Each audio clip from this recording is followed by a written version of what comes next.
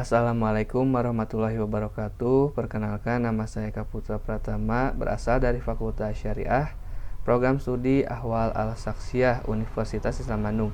Di sini saya akan mempresentasikan hasil penelitian skripsi saya yang berjudul Tinjauan Maqasid Syariah terhadap Surat Edaran Dirjen Bimas Islam nomor P005-DJ titik 3 Romawi HK titik 007 10 2021 tentang pernikahan dalam masa idah istri bagi bekas suami. Latar belakang adanya permasalahan ini adalah bahwasanya idah secara Al-Quran, hadis, undang-undang ketentuannya mengatakan objek idah tertuju kepada perempuan. Namun penulis menemukan pada ketentuan surat edaran ini mengatakan laki-laki bekas suami dapat melakukan pernikahan dengan perempuan lain apabila telah selesai masa idah istrinya.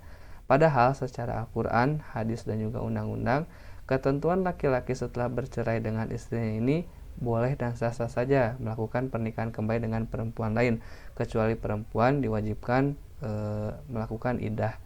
Namun setelah ketentuan selanjutnya mengatakan hal ini ketika dilaksanakan oleh laki-laki yang baru saja bercerai kemudian menikah lagi dengan perempuan lain dapat menyebabkan terjadinya poligami terselubung.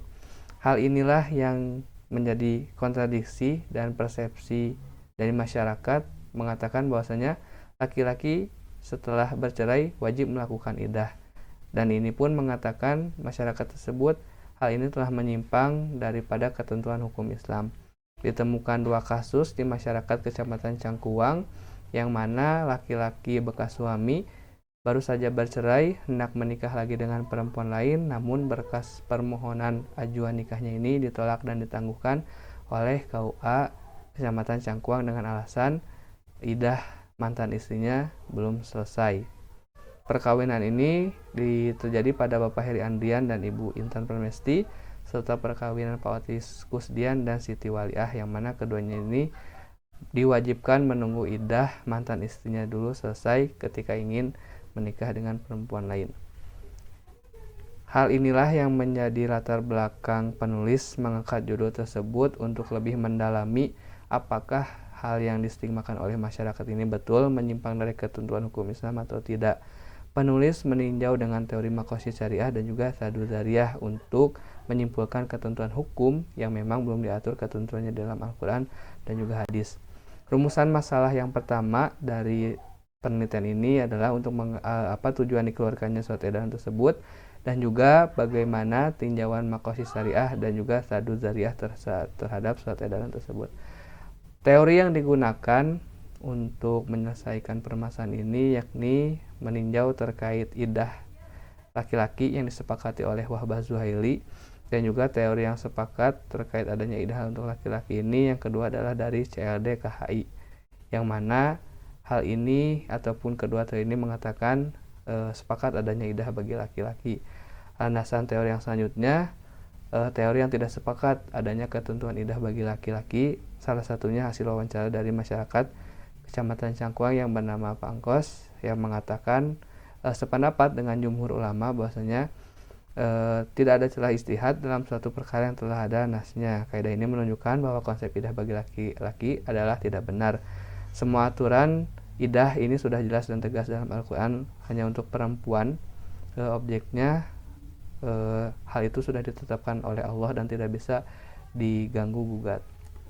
Landasan teori yang selanjutnya untuk menyelesaikan masalah ini yakni teori maqasid syariah dari Izzuddin Ibnu Abdussalam dan juga teori maqasid syariah menurut As-Satibi.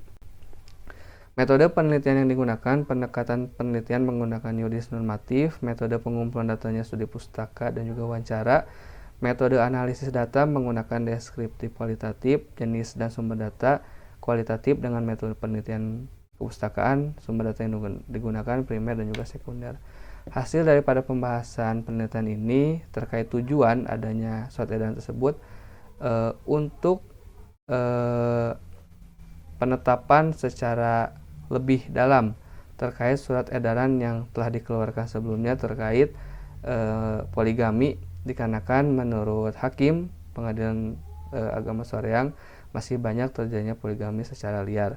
Hal ini dikeluarkan untuk mencegah terjadinya poligami secara liar, yang mana hal ini bertentangan jika terjadi dengan pasal 3 Undang-Undang Nomor 1 tentang perkawinan yang mengatakan Indonesia ini perkawinannya menganut asas monogami.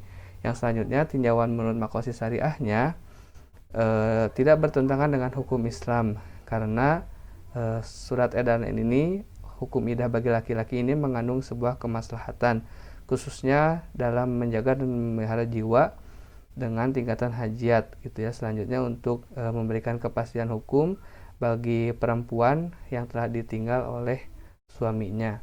Jadi kesimpulannya, tujuan surat edaran ini untuk mempertegas tentang surat edaran sebelumnya yang dikeluarkan tentang masalah poligami, supaya hukum yang ada di Indonesia diterapkan lebih sistematis dan tegas. Yang selanjutnya, penerapan idah bagi laki-laki ini tidak melanggar dan menciptakan hukum Islam baru. Justru jika didukung oleh teori Saddu Dzariyah ini sebagai upaya jaga-jaga dan antisipasi serta menjaga keharmonisan keluarga. Itu saja yang dapat saya sampaikan. Terima kasih. Wallahul muwaffiq ila aqwamit thoriq. Wassalamualaikum warahmatullahi wabarakatuh.